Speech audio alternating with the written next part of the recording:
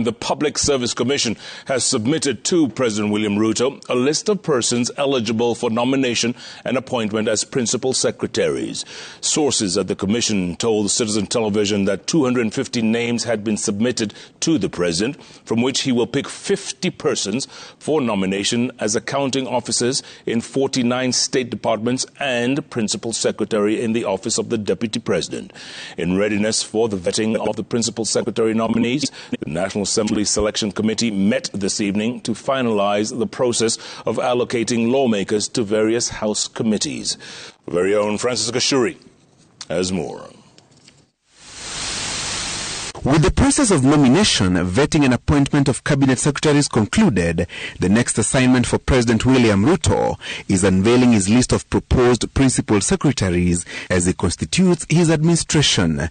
9,154 persons had applied for the principal secretary jobs. The Public Service Commission cut the list of applicants and settled on a shortlist of 477 candidates that a day later rose to 585 after interviews that were conducted by 5 panels of the commission. The list of candidates has been slashed to 250 names and submitted to the president. From this list, the president will nominate 50 people for appointment as principal secretaries, subject to approval by the National Assembly. The president had a fortnight ago issued his first executive order outlining the structure of his government that includes a list of 21 ministries, the state law office headed by the Attorney General, and state departments in each of the ministries. Some of the ministries have multiple state departments depending on the size and functions in the dockets. For example, the Ministry of Interior and National Administration, headed by Professor Kithure Kindiki, has 3 state departments, while the National Treasury and Planning,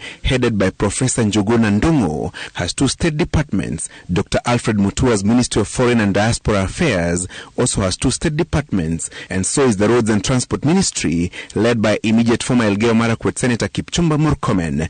The Ministry of Lands has 3 state departments: Lands, Housing and Urban Development, while the Ministry of Education, stationed at Jogo House, will also have 3 state departments: Basic Education, Higher Education, and Technical Training. A principal secretary will be nominated for appointment as the accounting officer in each state department. The nominees will be vetted by relevant departmental House committees to determine their suitability for appointment by the president. There are 44 committees in the 13th Parliament, 20 departmental committees, and 24 select committees. The number of House committees increased by 11 compared to the number in the 12th Parliament. The National Assembly is expected to approve membership to various House committees in line with the standing orders. The selection committee, chaired by Majority Leader Kimani Ichung'wah, met Wednesday evening to finalize on the list of members to various House committees in compliance with Standing Orders 172 and 173 of the National Assembly. Each member of the House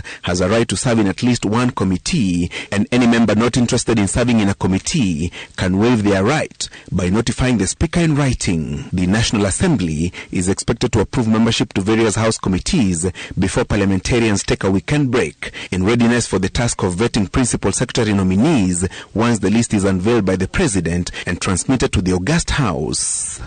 Francis Gashuri, Citizen TV.